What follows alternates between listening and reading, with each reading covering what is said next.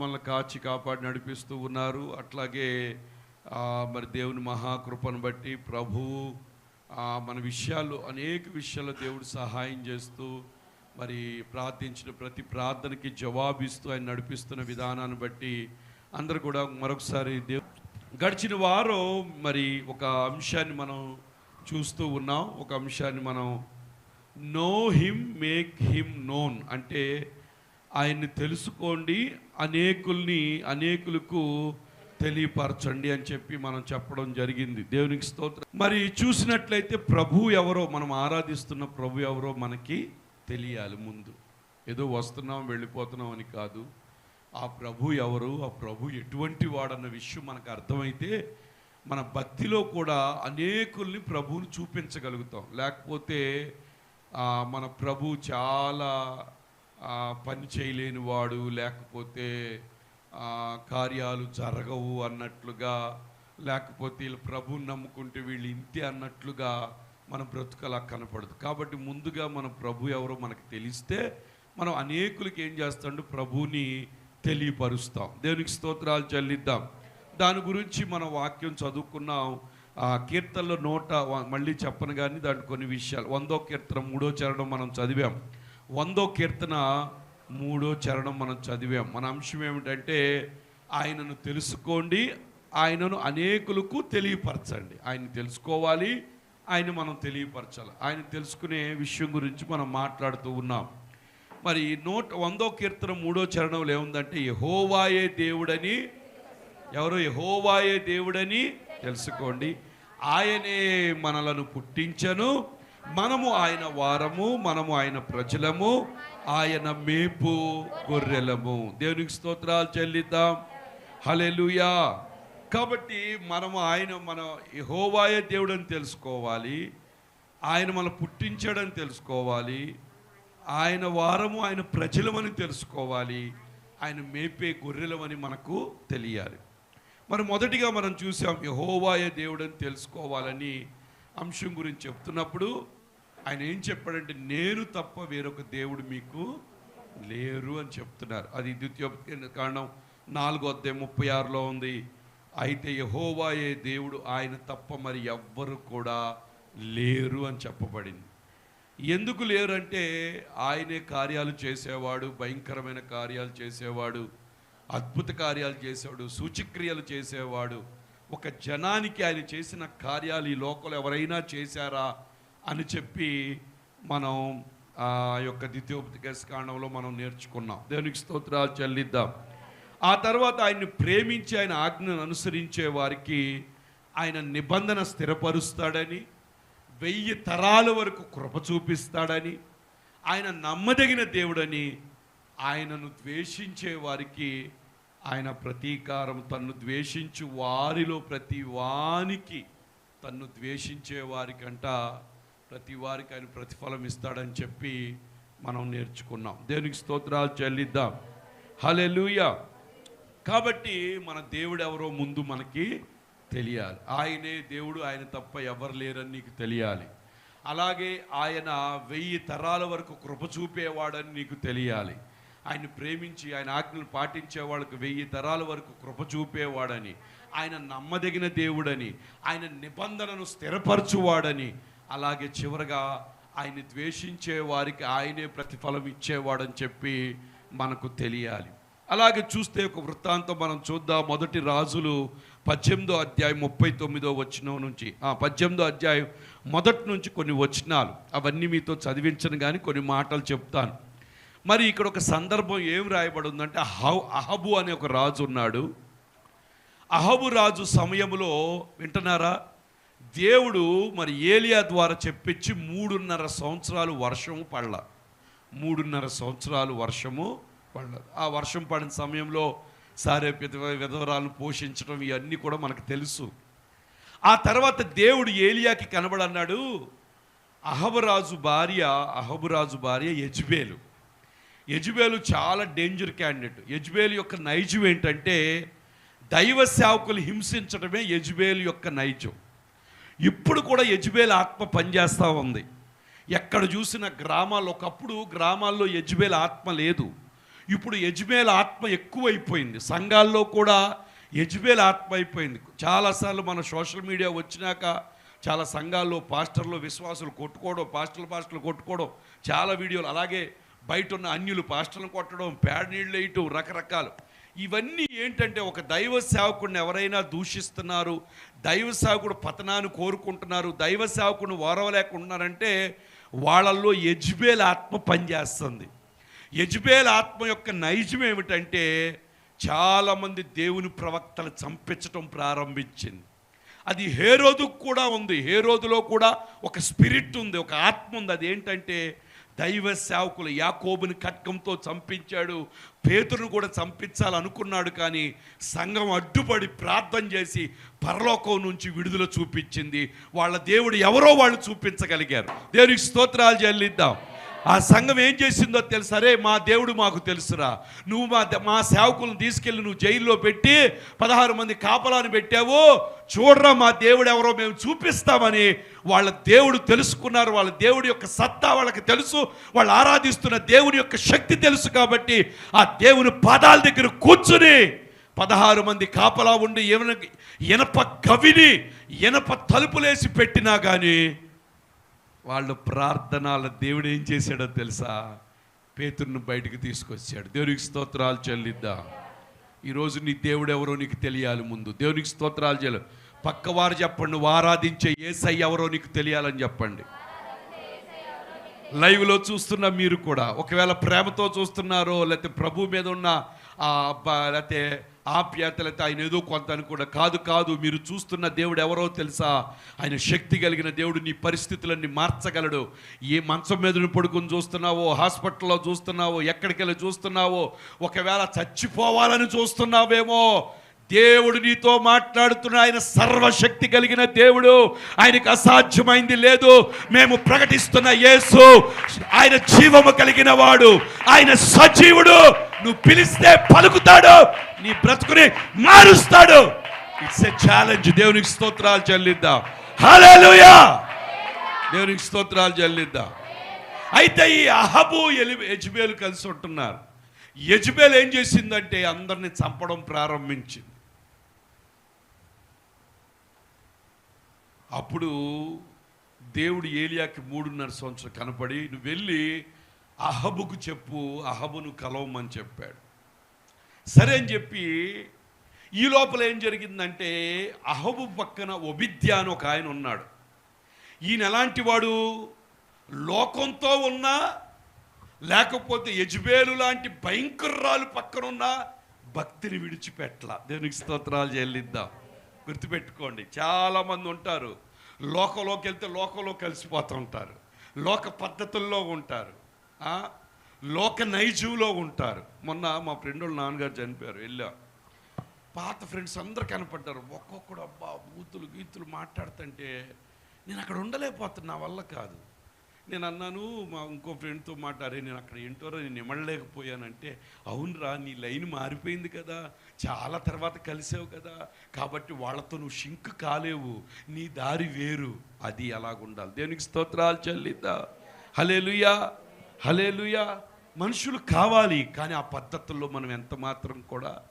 షడ్రకు మేషుకు అబేద్నెగోలు బబులోను సామ్రాజ్యం భయంకరమైన దాంట్లో ఉన్నారు, కానీ ప్రత్యేకంగా ఉన్నారు. దేనికి స్తోత్రాలు చెల్లిద్దాం. వాళ్ళందరూ కలిసి వాళ్ళు చెప్పారు, మాకు రాజు తినే ఆహారం మేము గుర్రం మాంసం ఇట్లాంటి మేము తినం, మాకేమి ఇప్పించమన్నారు, శాకాహారమే మాకు మిగిలినని చెప్పి అడిగారు. దేనికి స్తోత్రాలు చేయలేదు. ఎక్కడికి వెళ్ళినా నువ్వు ఎలాగుండాలి తెలుసా, ప్రత్యేకంగా ఉండాలి. పక్కవారు చెప్పండి, మీరు ఎక్కడికి వెళ్ళినా ప్రత్యేకంగా ఉండాలి. ఇటు పక్క వాళ్ళతో చెప్పి, మీరు ఎక్కడికి వెళ్ళినా భయభక్తులతో ఉండాలని చెప్పండి. దేవునికి స్తోత్రాలు చెప్పండి. హల్లెలూయా. ఆహబు 3వ వచనం చదువుతున్నా వినండి. ఆహబు తన గృహ నిర్వాహకుడైన ఒబద్యాను పిలిచాడు. గృహ నిర్వాహకుడు అంటే ఒక సర్వెంట్ అనుకోండి. రాజు దగ్గర ఒక సర్వెంట్గా ఉన్నాడు. అర్థమైందా? ఈ రాజు పరిస్థితి కానీ యెజబేలు పరిస్థితి చూస్తే, యెజబేలు చాలా భయంకరమైన పరిస్థితిగా ఉంది. ప్రవక్తలను చంపేస్తుంది. చాలా దారుణమైన స్థితిలో యెజబేలు ఆత్మతో బ్రతుకుతూ సాతానుతో నడిపించబడుతుంది తన భార్య. అక్కడ పనిచేస్తూ ఉన్నాడు. ఉండి ఎలాంటి వాడో తెలుసా? ఈ ఒబేద్య యెహోవా యందు ఎలాగున్నాడు? భయభక్తులు కలిగిన వాడు. దేవునికి స్తోత్రాలు చెల్లిద్దాం. హల్లెలూయా. ఎక్కడున్నా నువ్వు ఎలాగుండాలో తెలుసా? మీ ఇంట్లో తల్లిదండ్రులు లేరు, సెల్ ఫోన్ నువ్వే ఉన్నావు, ఎట్లాగుండాలి? భయభక్తులుగా ఉండాలి. దేవునికి స్తోత్రాలు చెల్లిద్దాం. హల్లెలూయా. ఎక్కడున్నా నువ్వు భయము భక్తిని విడిచిపెట్టకూడదు. గుర్తుపెట్టుకోండి. ఏ ఊర్లో చూడండి, యోసేపు ఇతర దేశంలో ఉన్నాడు. ఐగుప్తు దేశాన్ని బానిసగా తీసుకెళ్లారు. అక్కడ తండ్రి లేరు, ఫ్రెండ్స్ లేరు, పాస్టర్ గారు లేరు, చర్చి లేరు. అయినా ఎలాగున్నాడు? ఎవరికి భయపడ్డాడు? నా దేవుని ఎటున ఇటువంటి దుష్కార్యము నేను ఎలా చేస్తానని అక్కడి నుంచి ఏం చేశాడు? పారిపోయాడు. దేవునికి స్తోత్రాలు చెల్లిద్దాం. కాబట్టి యవనస్తులు ఎలాగుండాలి? భయము భక్తి కలిగి ఉండాలి. దేవునికి స్తోత్రాలు చెల్లిద్దాం. ఎక్కడున్నా ఎవరు చూస్తున్నా చూడకపోయినా నా ప్రభు చూస్తున్నాడని మనం బ్రతకాలి. ఓకేనా? భయభక్తులు గలవాడై ఉన్నాడు. యెజబెలు యెహోవా ప్రవక్తలను నిర్మూలము చేయుచుండగా ఈ భయభక్తులు కలిగిన వాడు ఏం చేశాడు? ఒబేద్య గుహలో 50 మందిని 100 మందిని దాచి వాళ్ళకి అన్నపానాలు ఇచ్చి పోషిస్తున్నాడు. దేవునికి స్తోత్రాలు చెల్లిద్దాం. చూసారా? ఒబేద్యకున్న రెండో క్యారెక్టర్ ఏంటో తెలుసా? దైవ సేవకులను పోషించే గుణం. ప్రాణాల నుంచి తప్పించి గుహల్లో 50 మందిని 100 మందిని దాచి వాళ్ళకి భోజనాలు పెడతాడు. ఎక్కడి నుంచి? రాజు సమూహంలోంచే వాళ్ళకి ఏమవుతుంది? అక్కడి నుంచే దొరికేది. ఒబేద్యాలు ఇంట్లో పని చేస్తున్నాడు. వాళ్ళకి అన్నం తీసుకెళ్తే ఎక్కడి నుంచి తీసుకెళ్ళి? ఊర్లో ఎక్కడ అన్నం లేదు, పంటలు లేవు, మొత్తం బీడు బారిపోయింది, భయంకరంగా ఉంది. తర్వాత అహాబ్ అంటాడు, అయ్యో గుర్రాలు చచ్చిపోతున్నాయి, గడ్డి లేదు, ఏమి లేదు, గడ్డి ఏమన్నా చూద్దాం, నేను ఇటు వెళ్తాను నువ్వు ఎటు వెళ్తావని ఇద్దరు బయలుదేరారు. కాబట్టి భోజనం ఒక విషయాన్ని గుర్తుపెట్టుకోండి. ఎటువంటి భయంకర పరిస్థితుల్లో ఉన్న ఏలియాకి కాకులతో అన్నం పంపించిన దేవుడు ఒబేద్యా ద్వారా రాజగృహము నుంచి తన సేవకులకు భోజనం పంపించిన దేవుడు ఎటువంటి పరిస్థితిలో ఉన్నా నీ దేవుడు నిన్ను పోషించగలడు. అది తెలుసుకో ముందు నువ్వు. దేవునికి స్తోత్రాలు చెల్లిద్దాం. పక్కన వాళ్ళు చెప్పండి, నువ్వు ఆరాధించే దేవుడు నిన్ను పోషించగలడని చెప్పండి. కొంతమందికి దేవుడిని ఆరాధిస్తున్నారు, అడుక్కు తినే పరిస్థితులు ఉండకూడదు. దేవుడు నిన్ను పోషించగలడు. రాజగృహంలోంచి రాజాహారం, వాళ్ళ గుహలో ఉన్నప్పటికీ రోజు వాళ్ళకి ఆహారం అక్కడ రాయలేదు. కానీ ఒబేద్యా గృహ నిర్వాహకుడు కాబట్టి ఖచ్చితంగా భోజనం అక్కడి నుంచి ఆయనకి అక్కడే వచ్చి ఉంటుంది, అక్కడి నుంచి తీసుకెళ్ళి ఇస్తా ఉన్నాడు. దేవునికి స్తోత్రాలు చెల్లిద్దాం. కాబట్టి పరిస్థితులు ఎన్నున్నా దేవుడు మనల్ని పోషించగలడు. ఒకవేళ రేట్లు ఎన్ని పెరిగిపోయినా దేవుడు మనల్ని పోషించగలడు. దేవునికి స్తోత్రాలు చెల్లిద్దాం. ఆ బుర్ర పరిపక్వత తెచ్చుకోండి. దేవునికి స్తోత్రం. అమ్మో ఉల్లిపాయలు మనం వేయమండి, ఉల్లిపాయలు ఎక్కడ వేయగలవు నువ్వు. దేవునికి స్తోత్రాలు చెల్లి. అమ్మో టమాటాలు, అమ్మో దాన్ని చూడటం పక్కన పెట్టడం అండి, వచ్చే పనే లేదు, కొనగలం. దేవునికి స్తోత్రాలు చెల్లిద్దాం. హల్లెలూయా. పక్కన వాళ్ళు కళ్ళుకి పెట్టి అర్థమవుతుంది ఏమన్నా అడగండి. లేదు ఉండదనొద్దు. మీరు ఎవరి బిడ్డలు? ఆ దేవుడు తప్ప మీకెవ్వరు కూడా లేరు. దేవునికి స్తోత్రాలు చెల్లిద్దాం. అయిపోయిన తర్వాత వీళ్ళిద్దరు అలా యెజబెలు యెహోవా ప్రవర్తన నిర్మూలన చేయించుండగా గుహలో ఇవన్నీ చేస్తా ఉన్నాడు. అహాబ్ అన్నాడు, దేశంలోని ఉదకతారలన్నిటియు నదులన్నీ చూడబోయి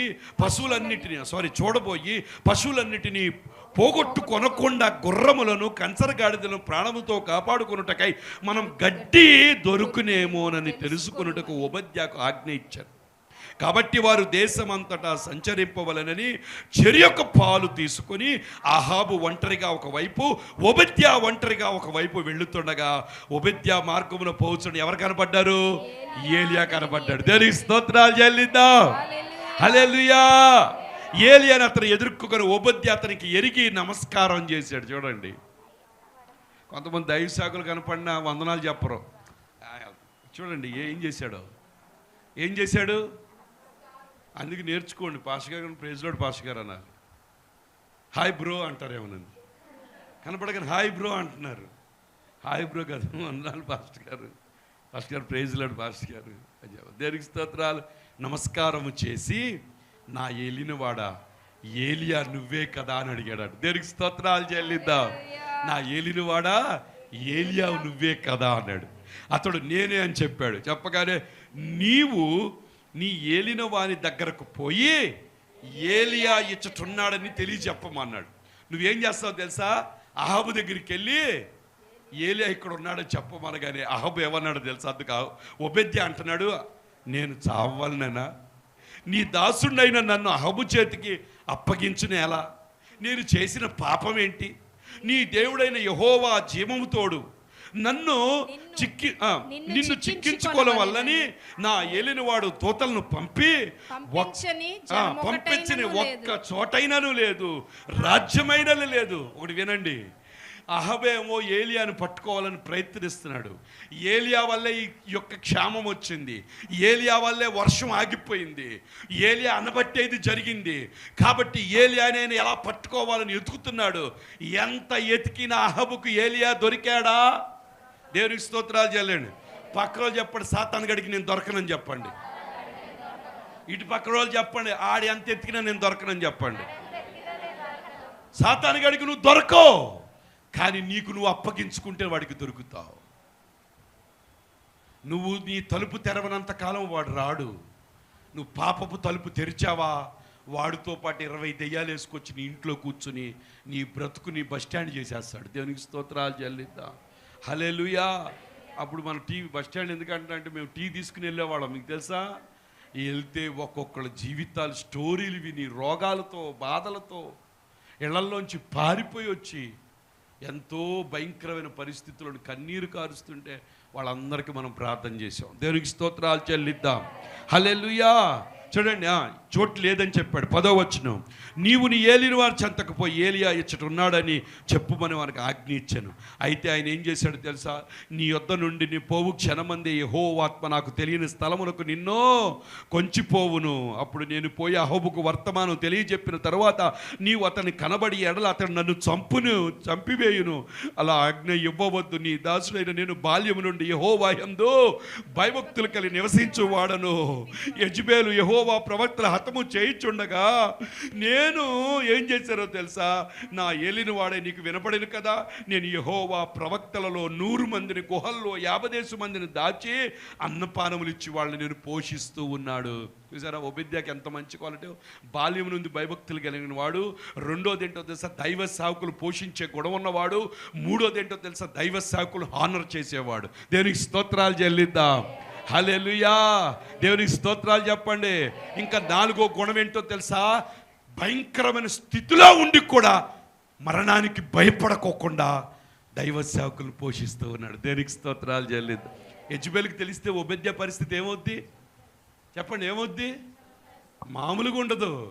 అయినా కానీ ప్రభు కొరకు నిలబడ్డాడు. దేవునికి స్తోత్రాలు చెల్లిద్దాం. దీన్ని బట్టి నువ్వు తెలుసుకోవాల్సింది ఏంటో తెలుసా? ప్రభువుని తెలుసుకున్న బిడ్డలు ఎటువంటి పరిస్థితులైనా నిలబడాలా, జయం పొందాలా. అపవాదికి దేవుడు నిన్ను అప్పగించడు, మరణానికి నిన్ను అప్పగించడు. రోగం వచ్చిందని భయపడిపోయి కంగారు పడిపోకూడదు. ఎలాంటి యెజబెల్ ఆత్మలు ఉన్నా సరే నువ్వు నిలబడి జయం పొందే స్థితిలో నువ్వు ఉండాలి. దేవునికి స్తోత్రాలు చెల్లిద్దాం. హల్లెలూయా. నచ్చిన వాళ్ళు దేవునికి స్తోత్రాలు చెప్పండి. అలా నిలబడతారు అన్న వాళ్ళు దేవునికి స్తోత్రాలు చెప్పండి. పక్కన యెజబెల్ ఎన్నున్నా నేను భయపడినని చెప్పండి. దేవునికి స్తోత్రం. ఉంటాయి, చాలా యెజబెల్లు ఉంటాయి. మన పక్కనే ఉంటాయి యెజబెల్. తెలుసా? ఎప్పుడు కూర్చుని నిన్ను నిరుత్సాహపరిచేది, నిన్ను కృంగదీసేది, నీకు జరగదని చెప్పేది, దేవుని పనికి వెళ్లకుండా ఆపేది, దేవుని పని అంటే ఆటంకపరిచేది. ప్రతి దేవుని పనికి ఆటంక నిలబడుతుందంటే అది యెజబెల్ ఆత్మే. యెజబెల్ ఆత్మే. వాళ్ళల్లో యెజబెల్ ఆత్మ పనిచేస్తుంది. యెజబెల్ ఉన్న చోట కరువు. దేవునికి స్తోత్రాలు చెల్లిద్దాం. హల్లెలూయా. దేవునికి స్తోత్రాలు చెప్పండి. ఏలియా ఉన్న చోట ఏంటి? ఆశీర్వాదమా కరువా? సారెపతి విధవరాలు ఇంట్లో ఉన్నాడు, ఏముంది? 3.5 సంవత్సరాలు తొట్టిలో పిండి అవ్వలేదు, బుడ్డిలో నూనె అవ్వలేదు. ఏ ఆత్మతో నువ్వు బ్రతుకుతున్నావు? కరువు ఆత్మలో ఉన్నావంటే నీ దగ్గర యెజబెల్ ఆత్మ ఉందో. దేవునికి స్తోత్రాలు చెల్లిద్దాం. యెజబెల్ ఆత్మ దేవుని బిడ్డల్ని బాధ పెట్టే ఆత్మ అది. దేవునికి స్తోత్రాలు చెల్లిద్దాం. హల్లెలూయా. హల్లెలూయా. సరే, ఇదంతా అయిపోయిన తర్వాత అప్పుడు చెప్పాడే, పర్వాలేదు నువ్వు భయపడమాక, వెళ్ళి చెప్పమని చెప్పాడు. చెప్పగానే అప్పుడు అహబు నన్ను చంపునట్లు నీ ఏలు అయిపోయింది. 15వ వచనం, అంతటా ఓబేద్యా అహబు ఎదుర్కొని పోయి వర్తమానం తెలియజేశాను. ఏలియా కలుసుకున్నట్టు అహబు బయలుదేరి అహబు అంటున్నాడు ఏలియాని చూచి, ఇశ్రాయేలు వారిని శ్రమ పెట్టువాడవు నీవే కావా అని అతనితో అనగా అతడు నేను కాను. చూడండి, యెహోవా ఆజ్ఞలను గాయకొనక, యెహోవా ఆజ్ఞలను గాయకొనక బయలు దేవతలను అనుసరించి నీవు నీ తండ్రి వంటి వారు ఇశ్రాయేలును శ్రమ పెట్టువారై ఉన్నారు. నేను శ్రమ పెట్టడం కాదు, ఈ శ్రమ రావడానికి కారణం ఏంటో తెలుసా? నువ్వు దేవుని మాట వినలేని స్థితిలో ఉన్నావు. దేవుని మాట అంటే నీకు లెక్కలేదు. దేవుడు అంటే ఎవరో నీకు తెలియకుండా బ్రతికావు. ఆ దేవుడి శక్తి మీద ఆధారపడకుండా నీ శక్తి మీద ఆధారపడుతూ ఆ బయలు దేవతలను ఆరాధించావు. కాబట్టి దానిని బట్టే ఈ శ్రమ శోధన నీ జీవితంలోకి వచ్చింది. దేవునికి స్తోత్రాలు చెల్లిద్దాం. మనలో ఉన్నారా దేవుని మాట వినకుండా ఇష్టానుసారంగా బ్రతికే వాళ్ళకి? యెహోవాను విడిచి వేరొక అనుసరించు వారికి శ్రమలు విస్తరిస్తాయి. దేవుడు అంటున్నాడు, మీ మీద 2 నేరాలు మోపాలి. జీవజల ఓటనైన నన్ను ఎవడైనా ఓటను విసర్జిస్తారా? నీళ్లను ఎవరైనా విసర్జిస్తారా? నీళ్లను విసర్జిస్తే వాడి కిడ్నీలు పాడైపోతాయి. నీళ్లను విసర్జిస్తే మానవ బాడీ మొత్తం కూడా నీళ్లతోనే ఉంది. నీ అవయవాలు ఎంత ఎక్కువగా నీళ్ళల్లో నానతాయో, నీళ్ళల్లో తేలాడతాయో ఆ మనిషి ఆరోగ్యంగా ఉంటాడు. దేవునికి స్తోత్రాలు చెల్లిద్దాం. అవయవాలకి నీళ్లు కావాలి, H2O నీళ్లు కావాలి. ఈరోజు నీ శరీరానికి నీళ్ళు ఎలాగ అవసరమో నీ ఆత్మకు కూడా నీళ్ళు అవసరం. ఆ నీళ్ళేంటో తెలుసా? దేవుని వాక్యం. ధర్మశాస్త్రము దివారాత్రము ధ్యానించువాడు అతడు నీటి కాలవన యోర నాటబడిన వాడై ఆకువాడక తన కాలమందు ఫలమిచ్చు చెట్టు వలె నుండును. అతడు చేయునుదంతయో, ప్రభు అంటున్నాడు, నువ్వు చేయనిదంతయు సఫలము కాకపోవటానికి కారణం ఏంటో తెలుసా? నా ధర్మశాస్త్రం, నా వాక్యాన్ని తోసేసావు. ఏనాడు నా వాక్యం చదవు, ఏనాడు నా వాక్యాన్ని పఠించు. కాబట్టి నువ్వు ఏది పట్టుకుంటే ఏది నీకు కలిసి రావట్లేదు, అన్ని రివర్సే. జీవజల ఓటను ఏం చేసావు తెలుసా? ఇంకేమన్నాడు తెలుసా? నీళ్లు నిలవని తొట్లను మీరు ఏం చేస్తున్నారో తెలుసా? నా సెలవు లేకుండా ₹1 నీ జేబులో నిలవదు. నా సెలవు లేకుండా నీ డబ్బులు బ్యాంకులో నిలవు. ఒక్క అనారోగ్యం వస్తే మొత్తం ఊడ్చుకుపోతాయి. దేవునికి స్తోత్రాలు చెల్లిద్దాం. నీ భద్రత ఎవరో తెలుసా? ఇప్పుడు ఓబేద్యా భద్రత ఎవరు? ఏలియా భద్రత ఎవరు? నా ఏలిన వాడు ఎక్కడెక్కడ తిరిగాడో, ఎన్ని దేశాలు పంపించాడు, చూడని ఒక్క ప్రదేశం లేదు. అయినా నువ్వు నా ఏలిన వాడికి అహబుకు నువ్వు దొరకలేదు. దేవునికి స్తోత్రాలు చెల్లిద్దాం. అట్లని సాతానుగాడు ఎప్పుడు ప్రయత్నం చేస్తుంటాడు. కానీ ఒక సత్యం ఏంటో తెలుసా? వాడికి మనం దొరకం. దేవునికి స్తోత్రాలు చేయాలి. పక్కన వాళ్ళు చెప్పండి, వాడికి నేను దొరకనని చెప్పండి. ఎవడికి బాబు, ఎవడికి దొరకో? కళ్యాణ్ అంటున్నాడు, పాస్ట్ గారికి నేను దొరకను అంటున్నాడు. ఫోన్ చేస్తే కూడా ఫోన్ ఎత్తట్లే, ఈ మధ్య సైలెంట్ దాసేస్తున్నాడు. అన్నా ఎప్పుడు రాలేదే అంటున్నాడు. ఆ కంపెనీ మీద తోసేస్తున్నాడు. చెయ్యలే మంచాడు, ఊరికి అలా చెప్తున్నా. అలా చెప్తే ఇంకోళ్ళు ఉంటారు ఇక్కడ, వాళ్ళు మార్పు చెందుతారు. దేవునికి స్తోత్రాలు చెల్లిద్దాం. హల్లెలూయా, హల్లెలూయా. ఇదిగో పొద్దున ఒకడికైతే ఫోన్ చేశానయ్యా, వెళ్ళి గ్రౌండ్లో ఇండియాకి పాకిస్తాన్ మ్యాచ్ ఆడొచ్చాడు. ఇక్కడ సింగనగర్లో పెట్టారు. ఇండియాకి పాకిస్తాన్లో ఆయన సెలెక్ట్ చేశారు. టైం అవుతుంది, ఫోన్ కూడా ఎత్తే పరిస్థితులు, కొడుతున్నాడు 6 ఒక బంతి వచ్చి మన చర్చి పైన కూడా పడింది. దేవునికి స్తోత్రాలు. ఆయనకి అర్థమై ఉంటుందిలే, మరి పేరు చెప్పు. దేవునికి స్తోత్రాలు చెల్లిద్దాం. హల్లెలూయా, హల్లెలూయా. ఎవరు ప్రయారిటీ? ఆదివారం ఎవరు ప్రయారిటీ నీకు? ఆదివారం ఎవరికి స్థానం ఇవ్వాలి? ప్రభు స్థానం, ప్రభు పనికి రావాలి, అన్నీ సెట్ చేసుకోవాలి, దేవుని కొరకు నిలబడాలి, దేవుని రాజ్యాన్ని కట్టాలి. వెళ్ళి ఇండియా పాకిస్తాన్ మ్యాచ్ ఆడొచ్చాడంట. దేవునికి స్తోత్రాలు చెల్లి. మరి ఎప్పుడు సెలెక్ట్ చేశారో మనకు తెలియదు. ఆ సాక్ష్యం దాచిపెట్టాడు. దేవునికి స్తోత్రాలు చెల్లిద్దాం. హల్లెలూయా, హల్లెలూయా. దేవునికి స్తోత్రాలు చెప్పండి. హల్లెలూయా, హల్లెలూయా. అర్థమైన వాళ్ళు దేవునికి స్తోత్రాలు చెప్పండి. ఇక్కడ మంచి ప్లేయర్ ఉండి ఆయన వెళ్ళకుండా ఆయన ముందు కూర్చున్నాడు. దేవునికి స్తోత్రాలు చెల్లిద్దాం. ప్రవీణ్ 1 గంట తర్వాత 2 తర్వాత కనపడ్డా ఇంక మనకి చాలా నీట్గా మాట్లాడతాడు. అన్నా అంటాడు, ఏంట్రా అన్న మ్యాచ్ ఆడుతున్నాను, ఏమన్నా అవసరమైతే వచ్చేస్తాను, ఇంక మ్యాచ్ ఆడు నేను రమ్మంటే ఎందుకు, ఆడుకోయా మ్యాచ్ అని చెప్పి. నేను స్తోత్రాలు చెల్లిద్దాం. హల్లెలూయా. సరేనా, వచ్చేది ఏమని తెలుసు, ఇక్కడ చెప్తున్నాడు, నా వల్ల రాలా శ్రమ, మీరు దేవుని ఆజ్ఞలు వినలేదు, నన్ను వదిలిపెట్టి మీరేం చేశారో తెలుసా, బయలుదేరు. నేను దేవుడిని అయి ఉంటే నన్ను వదిలి, నేను తప్ప ఎవ్వరు లేకపోతే నన్ను వదిలి పనిని దేవుడిగా చేసుకున్నావు, నీ డబ్బుని దేవుడిగా చేసుకున్నావు, నీ కుటుంబాన్ని దేవుడిగా చేసుకున్నావు. అట్లని కుటుంబం చూడొద్దని చెప్పట్లా. మొదటి ప్రయారిటీ దేవుడు, రెండోది కుటుంబం, మూడోది సేవ. దేవునికి స్తోత్రాలు చెల్లిద్దాం.